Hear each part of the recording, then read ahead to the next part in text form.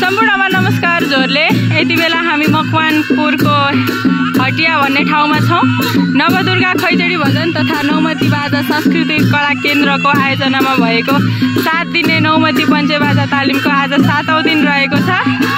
हामीले हिजो 6औं दिनदेखि नै बजाउँदै हिँडाउँदै गर्ने अभ्यास गराइरहेका छौँ र उहाँहरूले 7 दिनमा चाहिँ झ्याउरे तालमा 3टा भाका अनि ख्याली तालमा 3टा भाका सिकिसक्नु भएको छ र उक्त तालिममा प्रशिक्षकको लागि हामी सिन्धुली कलाघरबाट म सञ्चिता थापा मगर अनि रुबिना पुलामी मगर र जीवन थापा मगर आएका छौँ।